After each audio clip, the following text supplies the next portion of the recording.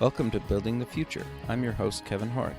You can check out new episodes of the show every Tuesday and Thursday at 2 p.m. If you missed an episode or want to get more information about the show, please visit buildingthefutureshow.com.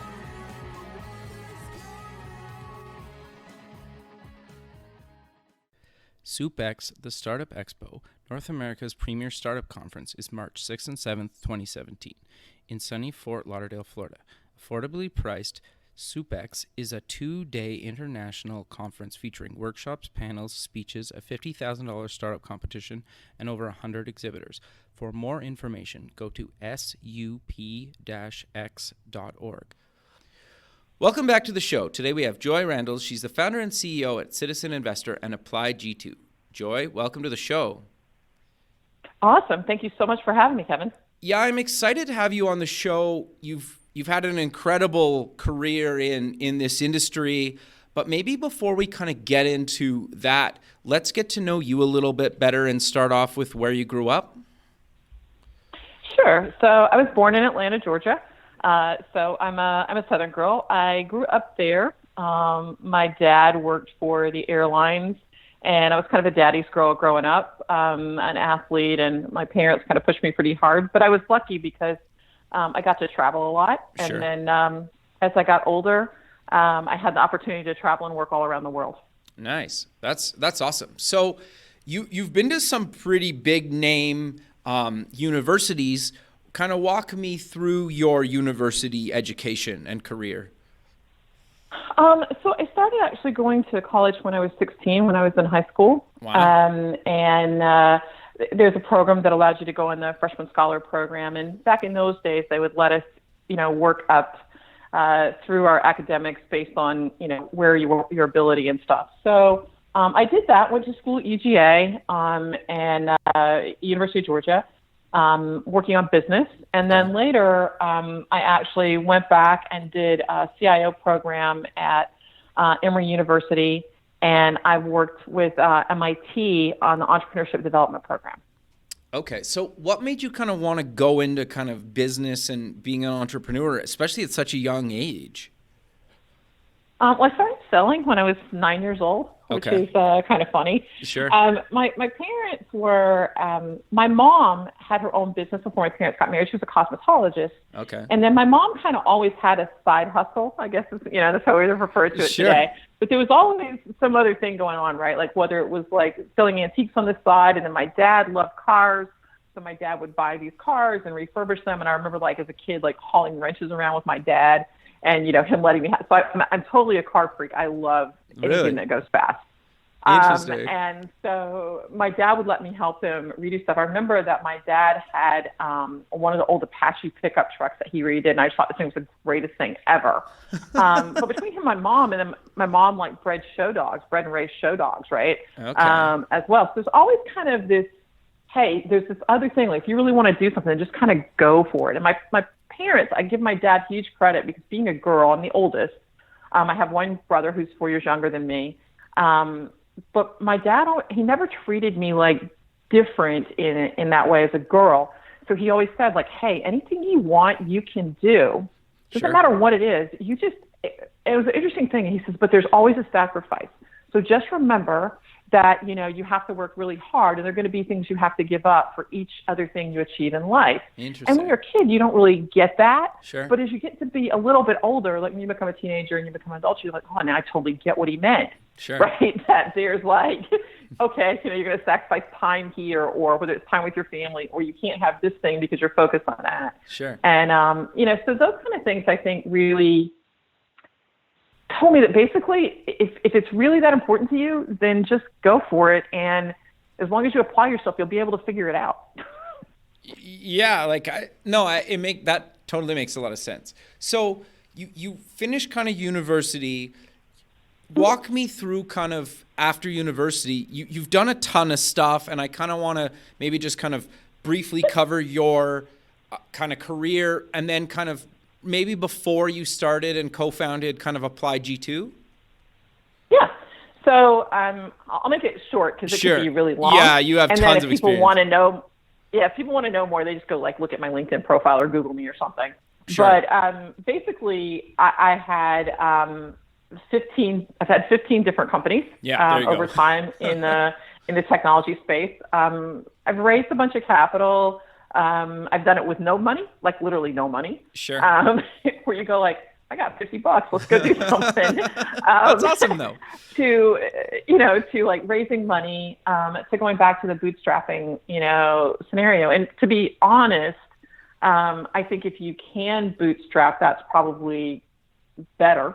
Interesting. Than going to raise venture capital, or being and I'm very selective. So we end up talking about investing. I can explain like kind of how my mind works as it relates to that. Sure. But I mean, I was really lucky. We grew some of these companies. I mean, I got an opportunity to work at Apple early in my career, so I got to meet Steve Jobs. That's awesome. I got to work for Guy Kawasaki. I mean, nice. So it's super cool from that perspective. And then went on to a company called Cheyenne Software. I mean, there was some things in between, but Cheyenne Software, we started that company, grew it took the company public and got acquired for about $1.5 billion by CA, or 12 times our market cap. And then I stayed with them for about 5 years. Sure. And I just couldn't take the bureaucracy anymore. I'm not dinging them as a company. The giant company thing is just not for me. Sure. Especially when you founded it, right? Like. Yeah. Makes sense. There's a point, in my opinion, there's a point when you're walking down the hall and it's about 500 people and you don't know the people anymore. Like somebody will go like, "Hey, Joy, how are you?" And you ask the person, like, "Who's that? Like, who's that person? What do they do?"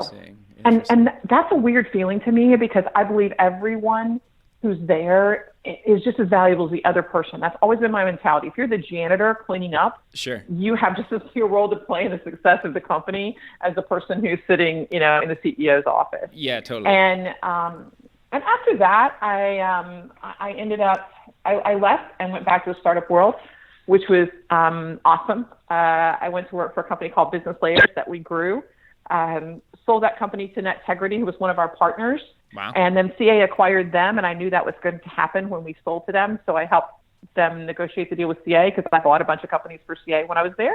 Gotcha. And I said, but I don't want to go back to the mothership, so let me go. I love it. And I took a little time. Yeah, I took a little time off, and then another security startup company that ended up being, it was an interesting ride, but didn't work out the way we wanted it to, right? I mean, that happens sometimes. Sure. Kind of not how it works. And then I did a couple of turnarounds. Private equity guys and VCs brought me in to help them do some turnarounds. And then we founded a company, Velocitude, which was the first mobile content delivery platform, and built that company pretty crazy. I mean, in under 2 years, actually even under a year and a half, Akamai acquired us, which was pretty crazy. And I helped with that transition. And after that, kind of went on my way to the next venture and dedicated all my time then to Apply G2 for a period of time. Sure. Okay. No, that's awesome. And so I'm curious then, like, what is Apply G2 and why did you decide to kind of co-found it? So I've worked in the cybersecurity space for a really long time. I mean, all the way back to my last role. So Cheyenne Software created the first antivirus product on the market, a product called Inoculant. There was no antivirus I remember product. that, yep. Yeah. So, and then at CA, I ended up starting the eTrust business division, which is still there today. And my last job at CA, I ran the global business unit for biz dev for them. When I left there, right? Sure. Players, first provisioning company, access and identity management company out there. Netegrity, another security company, right? It's like, so, I mean, I love that space, and it's very interesting because it always changes. I mean, not that all technology doesn't change, but the cybersecurity space changes like instantaneously. Like every 5 minutes, there's something new that's out there. And so I love that aspect of it. And so Apply G2 was just kind of a natural evolution. And my partner in the business, he's the brilliant technologist. So I would say that I understand, I'm great at compliance and the legal stuff and, how technology applies to business process, but the real, like, super crazy, like, certified fraud examiner, computer forensics stuff, that's him, sure. Right? Like he's geekier than me, right? So that's awesome. But I love that. I mean, I think it's a good counterbalance, from a business perspective. And he certainly can have a conversation with any CIO or CSO or C-level executive. But it's just a little bit different. And we've been really lucky. I mean, we have some amazing clients. The majority of our clients are in the Fortune 500, Global 2000. We've had some great Canadian companies who are our clients as well, who we helped with, compliance and security. And I think that's the other thing that people kind of don't really get, because we help with both, right? So some people assume because I've got this compliance checklist like PCI or those kind of things, right? If I'm compliant, I'm secure, and they are absolutely mutually exclusive. You can tick every box on a PCI checklist and become PCI compliant and still have lots and lots of holes in your security perimeter. So we act kind of as trusted advisors, working with those C-level executives and the board of directors or general counsel, saying like, look, this is what your environment looks like today. And, here's how we can help you. Let's talk about what your compliance requirements are, if you have those, and let's talk about the security requirements. And we'll help you minimize the cost and the workload, right? Sure. To actually accomplish all of those and create something that's out there. And I mean, we have one client, and I can't say who they are, sure, but that's fair. They're in the Fortune 100. Sure. They had an agreement with a provider that wasn't fulfilling it, and then we kind of reworked things for them. They got a rebate from that particular provider of $7 million. Wow. A lawyer got involved, but they paid them back the money. Sure. And then they're saving about $1.1 million in operating costs on an annual basis after that. That's huge. So we feel pretty good about that. And they're a killer company. I mean, and they've been a great referral source for us. Sure. But I love the fact that security changes all the time. So I don't think I'll ever walk away from that. And even with the stuff that we do with Citizinvestor, my security background has definitely helped me, because it ensures that, our platform's 100% secure, which is pretty important when people are providing, credit card information and money's changing hands. Sure. Yeah. No, you're totally right. And you always kind of, like, over the last couple of years, I think it's become a lot more important. Like, it's always kind of been important for the enterprise, but I think people are really starting to get it more now that some of their personal stuff is getting kind of leaked online, like obviously Apple and Sony and a bunch of stuff. Like, when you actually start taking stuff that's personal to people, I think people start really caring more about it and actually thinking about it more, right? And I think we still have a long way to go. Think about it. Yeah. I mean, think about here too. Like, so the entire eQuip database, right, which if people are listening, right, that's actually everyone who's ever had a security clearance for the federal government in the United States. Sure. Their social security number, their birth date, their records all the way back to elementary school. Sure. Their entire job history, all their financial information, like all your bank accounts, all this stuff, all that's a part of getting that clearance. Sure. All that data was taken, 100% of it. Which is crazy, right? And so, like, maybe it doesn't matter to someone like me or you, right? But I don't know, what if you're a senator, or you're a military official, or you're, I don't know, like John Bonner or one of these guys, right? Sure. Like, that's a huge deal that, some other organization has all of that data. And then outside of that, the thing that probably a lot of people don't know but has really changed is ransomware is massive now. Yeah. And they're not targeting just big businesses. Everybody thinks, they're just, targeting, the giant business like, United Technologies or someone like that. No, actually, United Technologies is hard to get to, right? Sure. I mean, like, that's a lot of work to get in there. Yep. Because they know their data is important. Yeah, very much. But where it's really right. But where you're really seeing it is like medical practices. Yeah. And there was the college out in LA was just hacked, and they paid. Right, they paid because all the student records, they locked their IT systems down. Yep. I mean, the city of San Francisco was held hostage a few years back, right? I remember that, by a former employee. Yep. And you have things like small businesses in funny here, like a friend of mine, their barber shop. This is hilarious, right? You think about this, right? Their barber shop was held hostage. Wow. I had my dentist call me, and he's like, "Hey, Joy, this is what you do?" He goes, "This is what happened to us, and like our accounts were hacked, and there's this," and I'm like, okay, like, how is it you didn't think about this before, like protecting this and kind of having a backup of it, and how, I mean, like, Sure. well, I get you have a backup somewhere else, but can you restore it? What are you going to do? And I mean, I'm like, it's happening all the time, but the deal is 60% of the businesses pay. Yeah. And of the ones who don't pay, 70% of them don't reopen. Yeah, which is now that's scary. Totally scary. Yeah. So I mean, I think you're going to see more people start to buy cyber insurance, and I know like people go, "God, I don't really need insurance for that." I'm like, I don't know, you kind of do. Yeah. If your business is your livelihood and you have employees that rely on you and customers, because if their data is stolen, right now your customers can come back and sue you. Yep. So there's, and depending on who you are, right, that could just bankrupt you if you don't have some sort of protection, and it's sad. But unfortunately, it's kind of where we are right now. No, I 100% agree with you. It fascinates me, right? In some ways, like if your office building burns down, yeah, you could just reopen if you have everything in the cloud. But if everything that you have in the cloud is gone, or it's being held hostage by somebody, you can't get access to it, you're done.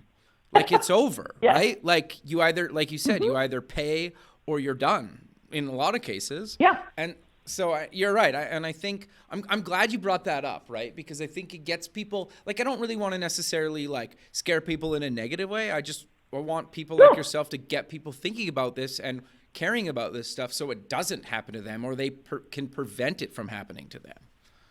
Yeah, I mean, or at least be prepared, right? Like, go like, oh, okay, maybe I should have more than one backup of my data. It's still not going to prohibit them from like releasing data or those kind of things. Sure. But at least if you have a mirror image backup of your systems, and you've got it in more than one place.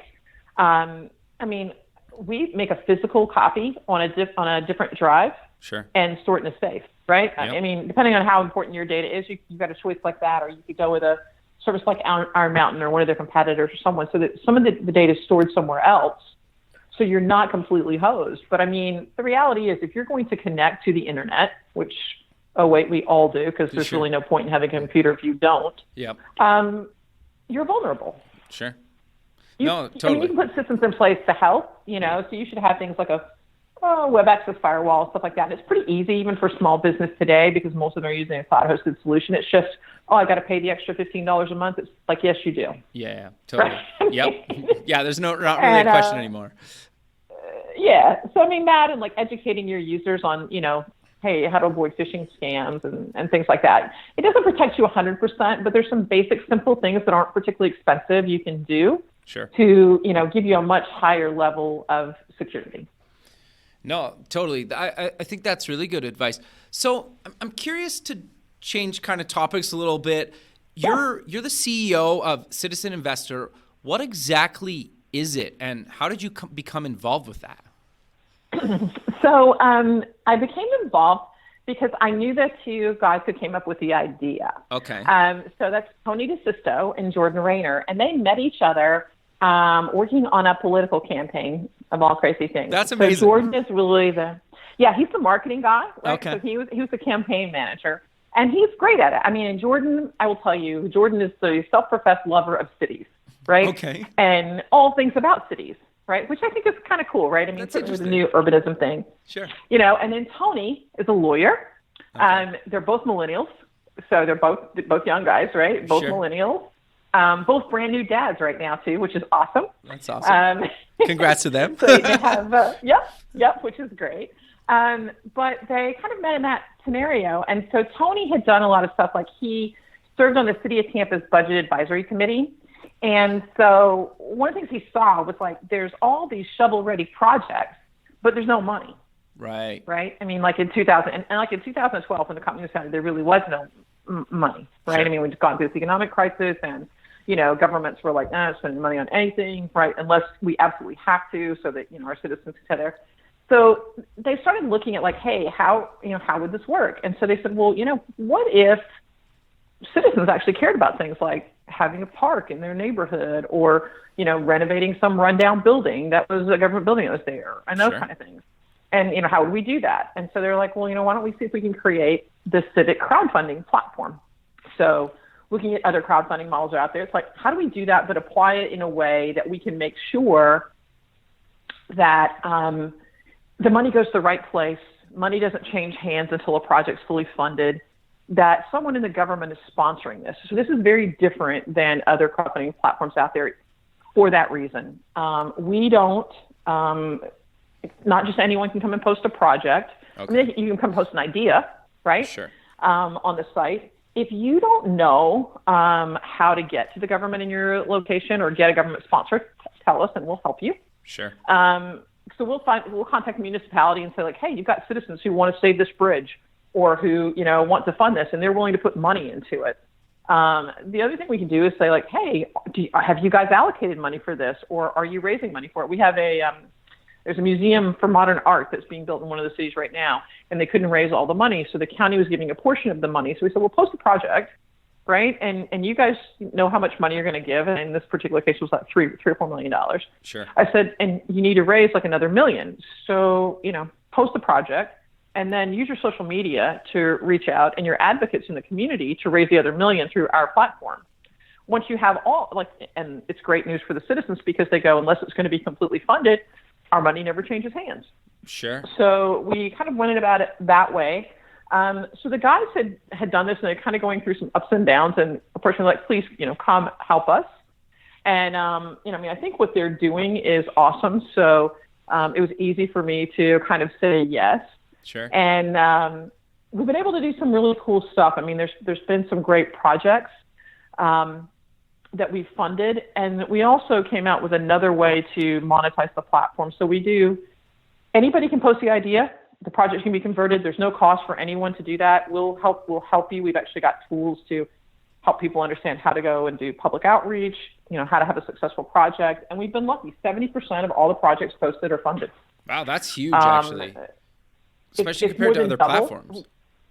Right, more than double what any of the other ones on there. 12% of the investors that donate to multiple projects. Oh, interesting. 17% of the donations actually come from outside the municipality. Oh, interesting. Yeah, and the average donation is over $200.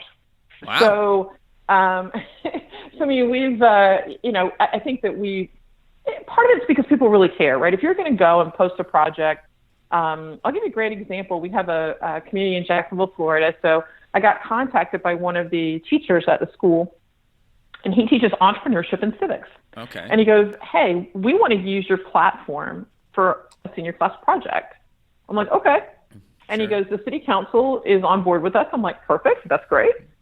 And so they're actually having their students who ended up dividing up in like 3 teams, and they're running these projects themselves. And some of the most successful projects we've had have been students, like out in Eugene, Oregon. There were a group of students, and they had the bike racks. There's tons of, Oregon's a big biking community, right? Sure. And the bike racks at the school were super old, and they were destroying people's bikes when they put them in, like literally like puncturing tires, and like it was pretty ugly. Sure. And so the students reached out and said like, hey, can we raise money on the platform? Like, sure. So they did the first one, and they funded the whole project to redo all the ones they had in 3 days. Wow. Amazing. That's awesome. Right? They created their own little viral video. They went out in town. Like, are you kidding? Teenagers aren't afraid to ask anybody for anything, right? Sure, right. So, like, give us money, help us. We ride our bikes to school. And so then they said, well, why should we stop there? Why don't we do another one and fix this other stuff in the parking lot? All that stuff. So they go and raise 4 times the money the next time around. That's awesome. Right? And this took about a month. Sure. And then they said, well, we should just keep going and finish all the stuff here. And so they another project and funded all that in like another month. So it was really cool. And I was like, hey, that's great. And we've had, those are cool projects. We've had people raise money for oxygen masks for pets. Interesting. For firefighters. Oh, for firefighters. Okay. Sure. Right? Sure. So animals are coming out right now. I was like, okay, that's different. And then probably one of the other ones that I love just because the story, because the kids are so young. Up in the Northeast, right? There's a park called Jinx Park. Okay. And it's in Central Falls, Rhode Island. Okay. And Central Falls was the community that went bankrupt. Right. The city went bankrupt. Right.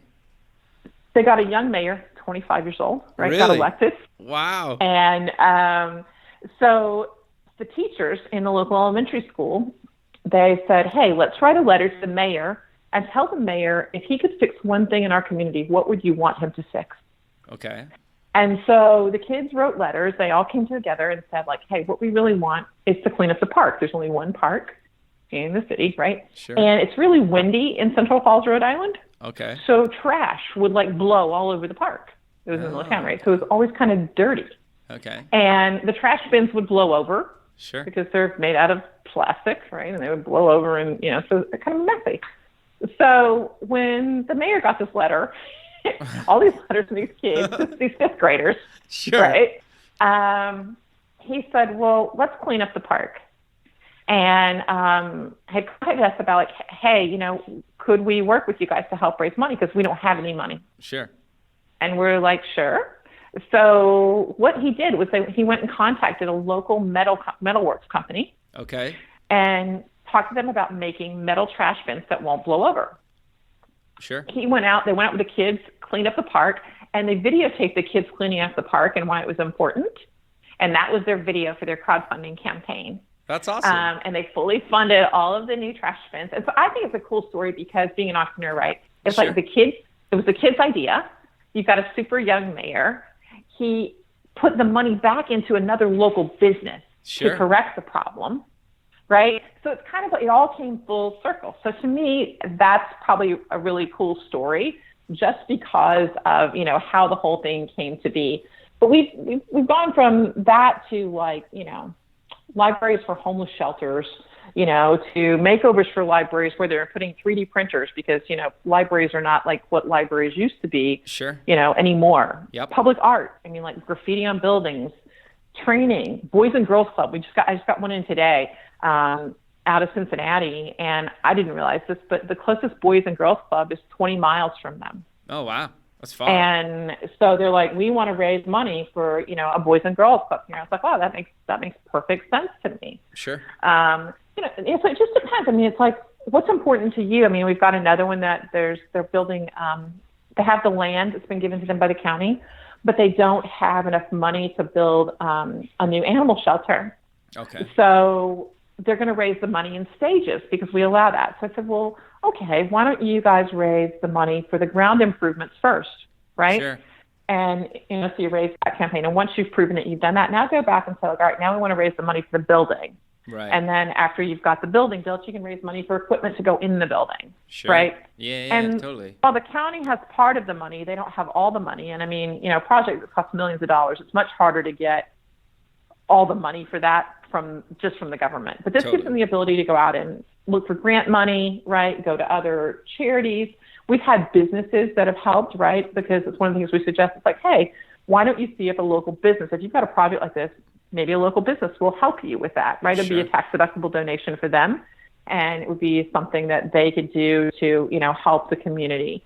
And, that tends to work. And sometimes if we'll make suggestions like, hey, these are the types of businesses that we've seen historically help with other projects like yours.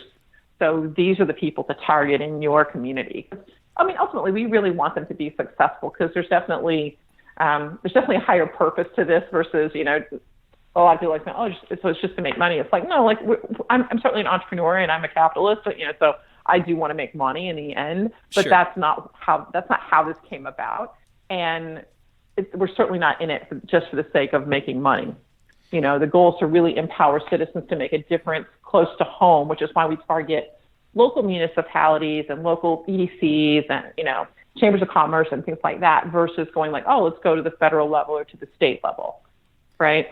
Totally. No, I think that's great. And I love that, what you guys are doing with that, because I think it's so hard to think like, I need to solve this problem that's globally when there's like a lot of problems within, like a 10-minute drive from wherever you live, right? And I think people can relate to that a lot more. And you guys are basically solving those problems. You're like, you know what? That park that I go in every day and take my dog or whatever does need, and I can give my $100 or $200 or whatever that amount is to make it better, right? And you can actually see it and you enjoy it. Where sometimes if you give to something that's maybe on a national scale or whatever, maybe you feel good, but you don't really actually maybe necessarily see the benefit. I think some people kind of struggle with that. But when you can see something like literally you walk by every day or you drive by every day, I think that's a lot easier to kind of get behind, at least in a lot of people's eyes.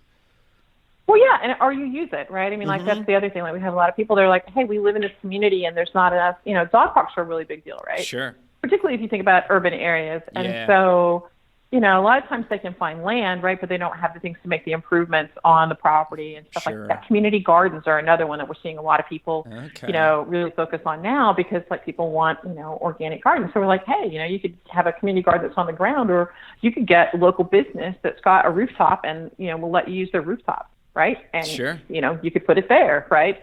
So it's like, when you're kind of thinking about these things, but we're seeing more people say like, oh, okay, I'm going to do that. And if it's something you're going to use, because I've had a couple people come to me, playing the devil's advocate side, right? Like going like, well, I shouldn't have to do that. My tax dollars should cover everything. And I said, well, that's a great theory, but obviously the tax dollars aren't covering everything because the park you want's not there, or the bike racks you want to see downtown, or the bike share, it's not there. Yeah. So so there's only so many tax dollars, and the challenge is, right, the government is tasked. I'm certainly not a government or a person or a politician, but the government's tasked with using the money to benefit the most amount of citizens, right? Sure. Yeah. So things like infrastructure and roads and all those other things, they're going to come before, good or bad, right? They're going to come before an improvement to your park, or putting in a dog park, or adding to the river walk, or those kind of things, because it benefits the most citizens. Sure. And we can't do without roads and, bike lanes and things like that. So it's been interesting. Bike lanes are some of the things we're starting to see more funding of in the U.S. Sure. And which I think is great. And we've got interest now too. So we're working with some groups out in Brazil. We're working with some groups over in Italy who are doing this as well. And then in some cases, like organizations like we also offer the platform as a SaaS offering. Okay. To people organizations that want to use it for themselves. Like Florida Fish and Wildlife licensed the platform, and they've got a massive following. I mean, you can imagine we have more fishing and diving areas than any place else in the world, actually, around the coast of Florida. Sure. And not to mention like hunting and all those other things. So they're like, hey, we get so much feedback from all of the people who get their licenses and things through us, but we don't have the money, right, to fund everything. Sure. But we want to keep them engaged. So we want to understand what really matters to them, and then we can decide how much money we allocate based on things that really matter. So they're going to have people, they've licensed the platform. It'll be branded as their platform. Okay. We do all the back-end mechanics for them, right? But they set whatever terms and post whatever projects they want. But it gives them a great way to engage with the people who, have their fishing licenses, or, are scuba divers and things in the area, and then learn things like, hey, where are fish plentiful or not plentiful, without having to go out and find out this information, because people are engaged, like saying like, hey, here's a problem in this particular area. Sure. So the data that's being gathered, in addition to them funding things that matter, is a pretty big deal. So it's a different type of engagement. We've got another municipality we're working with right now. So we have several municipalities that have licensed. So the county is licensing it, and they're allowing the city and their arts council, and they've got another group that's a economic development type group, and another one that is focused on public education. And so they're going to bring all those things under the umbrella, yet all those organizations will still be able to drive traffic back out to their sites. But they're going to use the crowdfunding platform kind of as the basis for, hey, if you're in our community and you want to understand all the things that we care about and that we're working towards, it's all right here. So it's a different thing with civic engagement, and based on some of the feedback we've gotten, we're looking at how do we build the platform out long term with more tools for them as it relates to civic engagement. So to me, that's pretty exciting, because we're seeing people. It's a natural evolution of people using the platform that's caused that to happen. No, I love that. I think that's great, and like. You're right, because if they don't have to spend so much time even just going out and checking things, and their users tell them, like, it just makes a lot of sense. And I think almost like any business or organization could implement something like that, right? Because especially in a large organization, right, they want to know like what the employees are thinking or want or need or I don't know, and they vote it up. And that's interesting. I never really thought of that, but I think that's actually a really good idea as well. And So we're really proud. I'm sorry, that was it. no, The no, one go other thing ahead. we're super excited about. No, so we found out today that we've been selected by the GovTech. So GovTech is an agency here that looks at all of the things that are going on in government technology on a global basis. Sure. And we were named to the GovTech 100 again this year. So they started the list last year. We made the list last year. Well, And we were congrats. named. We found out today again this year. So we're pretty psyched about that. Sure, that's awesome. No, that's awesome, right? That's great. And you guys are making kind of a big difference, kind of, just not locally, but kind of North America Right. and beyond, right? I think that's great, Yeah. right? So we're kind of coming to the end of the show, but I really want to kind of also cover what is New Market Partners and how did you found it and what's your involvement with that? So New Market Partners is my, I guess, so I also sit on the board of several startups, right, Yes. and advisory boards. And I started a long time ago doing consulting. This is even back when we were building other companies. Kind of after the CA Cheyenne thing, I sort of made a decision like, hey, I'm going to do this because I had so many people come and ask me, like, how did you do this? And, you're starting to ask those questions. I'm like, all right, like I only have so many hours in a day, so I have to come up with a way to do this. And it's not that I don't like people, but I can only eat so many lunches and have so many coffees, right? Yep. So I was like, if I'm going to invest money, then I should formalize it a little bit. So that's kind of how New Market Partners came about. So a portion of that, we actually make investments in startups. Okay. So there's some startup investment that goes on. And the other part is really consulting and advisory services for startups, helping them package themselves and get ready to do fundraising. For M&A, how do you scale something or go to market strategies, right?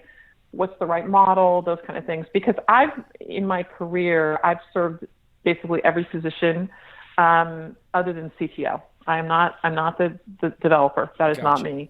I can look at code and tell you if it is bad. I can tell you if it's annotated correctly, but I don't write code. And I have mad respect for the guys who are great at it, like my co-founder at Velocitude, like Martin Flack, was one of the most brilliant people ever.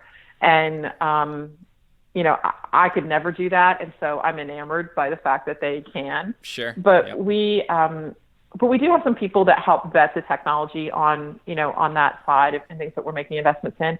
But it was my way of like helping other startups. And we do some stuff pro bono, like we'll take on a project here and there and we'll be like, okay, yeah, we'll do that, just to help the company. We try to do like maybe one a quarter that way because it's a little bit time consuming, but it's very rewarding as well. So to, help another founder achieve success, and that's actually how I got involved with Citizinvestor in the first place, right? Sure. That part is pretty awesome. So I love that aspect of it. No, that makes a lot of sense. I think that's great, and you've been doing that for kind of a long time as well. And I thought we should kind of mention that, right? Because I think the thing that I like about people like yourself that have them on the show is when you're doing investments or an accelerator or like you've been there and you've done that, right? It's not like you're coming in saying, I got a bunch of money from something and I never really have been through it, but you've been through it kind of time and time again. And I think that adds a lot of value. Yeah, okay, you can put in some money, but like having that actual like experience and you've been through it, I think in a lot of cases can be way more valuable than just like, here's a check for X amount of dollars, keep me posted, right? Yeah, it would be like we could do a whole other talk about this. But what I've learned, I'll say if I sum it all up, I don't invest in things I don't know anymore. So I've done that. It never worked out. Gotcha. Okay. Sure. So I learned it's a bad idea, and I'll refer people. I'll be like, hey, you should go talk to this person because they know that space. Sure. And maybe they would be a good fit for you. But if I can't add value other than writing a check, I'm not going to do it. Sure. Because I don't think it's a good use of my time, and I don't think it's all that helpful to a founder either.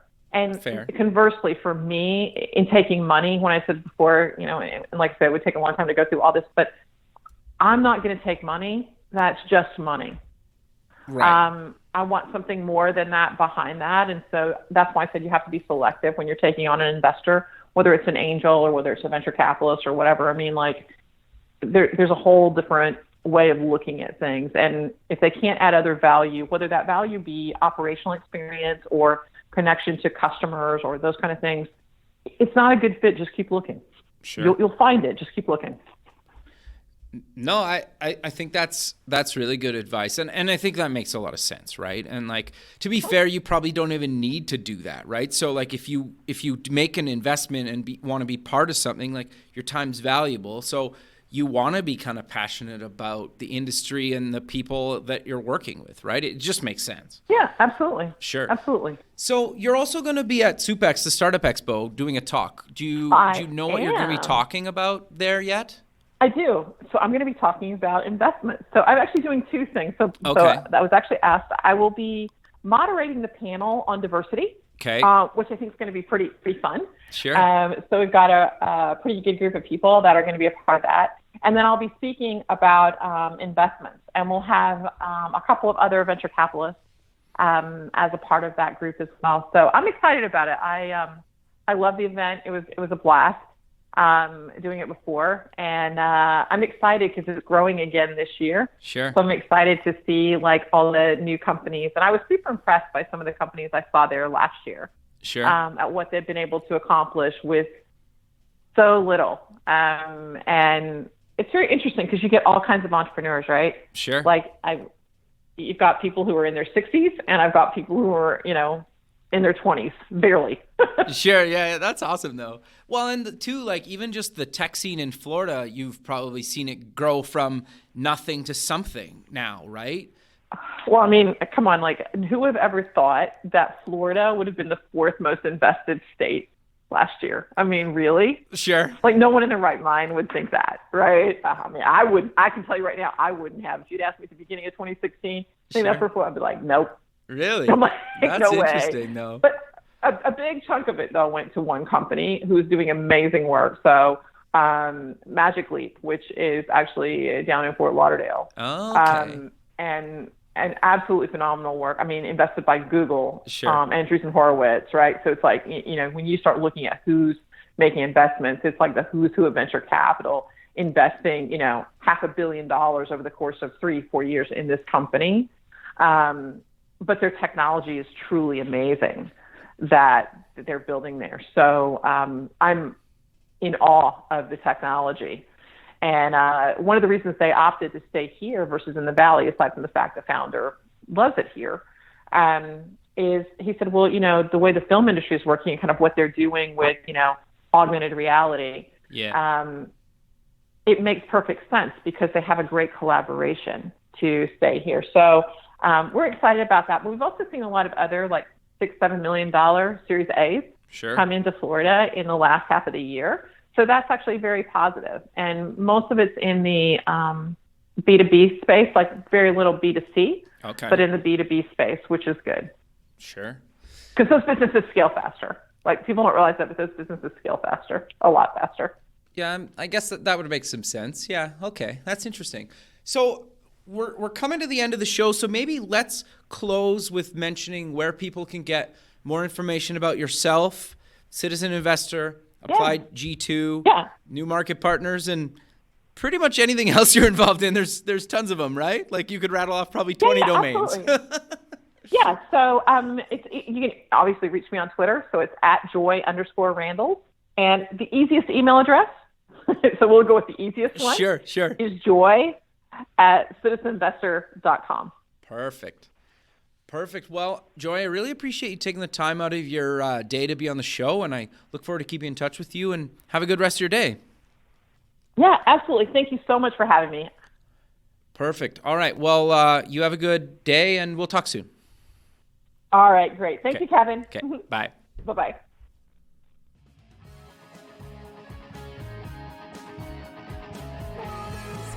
Thanks for listening. The music for the show is done by Electric Mantra. You can check them out at electricmantra.com and keep building the future.